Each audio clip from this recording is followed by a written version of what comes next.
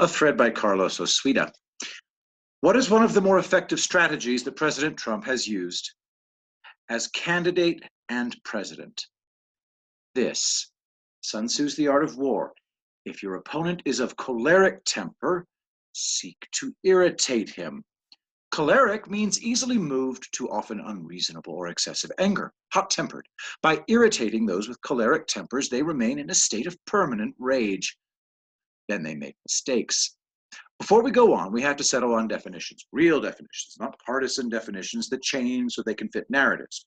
Right wing, as applied to the US, means conservative, period.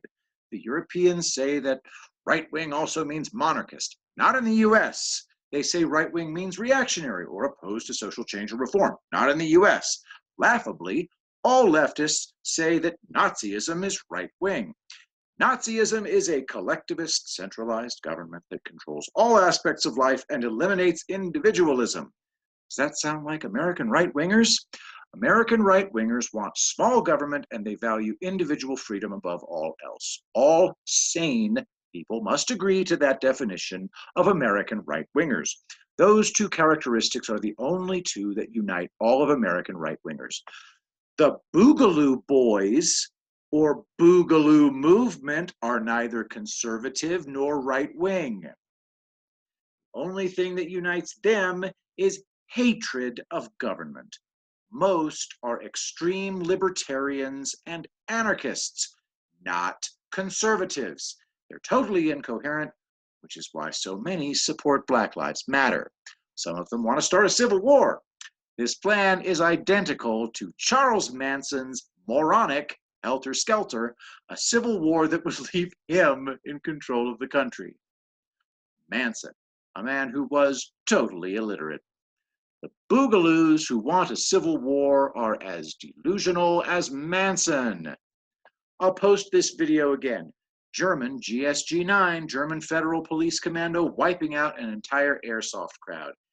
Effortlessly. Link in the description. The GSG-9's first operation was the rescue of the passengers of Lufthansa Flight 191 in Mogadishu, October 18, 1977. Operation Firespell, Führerzauber. See all the doors in the aircraft fuselage? The GSG-9 came in on a darkened Boeing 707 that landed undetected on the runway. Colonel Ulrich Ricky Wegener, 48, founder of GSG-9, personally led the 30-man rescue team. They worked out a plan in 4 hours, coordinating with Somali special forces. The Germans put padded ladders on 4 aircraft doors and lined the doors with explosives. British SAS advisors gave the Germans flashbang grenades. In the dark field, far in front of the aircraft, the Somalis drove a fuel truck and parked it. At a prearranged time, they blew it up. 3 of the 4 Palestinian terrorists ran into the cockpit and 1 hid in a bathroom. The Germans blew off the doors of the aircraft and tossed in flashbang grenades. They were wearing goggles and ear protection. They shot all 4 of the terrorists, killing 3. When they located the one in the bathroom, they just fired. Too late, baby. That was 43 years ago. Can you imagine counter-terrorist capabilities today? No armed group can overthrow the government. Everything I just wrote was necessary background. Here's the genius of Trump. He got leftists reflexively defending all terrorists now, even the ones that they call right-wing. From The Intercept, FBI's Hamas sting against Boogaloo Boys was so absurd that even Hamas something. These 2 idiots were arrested for trying to help Hamas kill American cops and government officials. So The Intercept defend them and Hamas. A twofer. What the hell is The Intercept? The Intercept. Fearless, adversarial journalism that holds the powerful accountable. Accountability journalism. Self-admitted garbage. Accountability journalism is defined as journalists not being objective. Objectivity is wrong. From digitaljournal.com. Associated Press endorses accountability journalism. Quote, the new ethics are called accountability journalism, and the new AP bureau chief, Ron Fournier, believes that the conventional press model where both sides of an argument are entitled to equal weight is exactly what journalists need to avoid. Fournier believes those old journalistic ethics are what stops reporters from telling the truth as they see it. A license to lie, in other words. Isn't that wonderful? That's why The Intercept publishes madness like this. From The Intercept, 3,000 dead on 9/11 meant everything. 200,000 dead of COVID-19 means nothing. Here's why.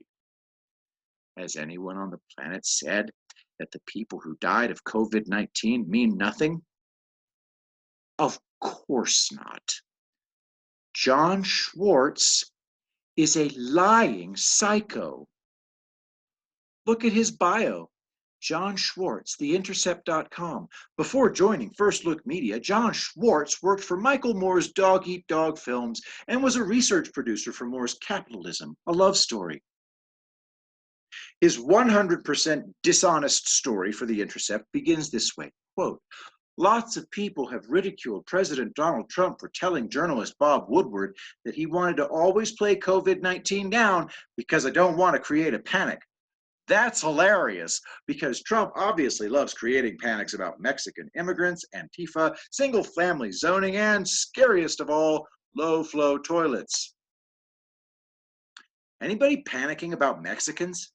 Even Antifa? If people are upset about Antifa, it's because of Trump's words or Antifa's actions, like death squads and entire death squad, prepositioned a block away. This inarguable evidence is all over the place. Who's panicking? They aren't even talking blah, blah, blah. We're angry as hell, but calm. The only panic is coming from leftists. Trump is mercilessly using that panic. He'll win in a landslide because his enemies are totally insane. Their worldview is a hallucination. Let's say someone says to you, your feet are made of asparagus. The government did it. Do you panic? And the final nail in the coffin of leftist fanatics like John Schwartz is that they support anything in the name of their ideology. After Timothy McVeigh blew up the Arthur P. Murrah Federal Building in Oklahoma City, killing 168, including toddlers and infants, guess what? All the anti-government militias voluntarily disbanded on their own initiative. They were ashamed. You think John Schwartz is ashamed of Antifa? Hell no. He's proud of them. And that's why the Democrats will get wiped out on November 3rd. They now openly support and enable terrorism of all stripes. Can you think of anything more suicidal politically in the US? And Trump goaded them into doing it by tweeting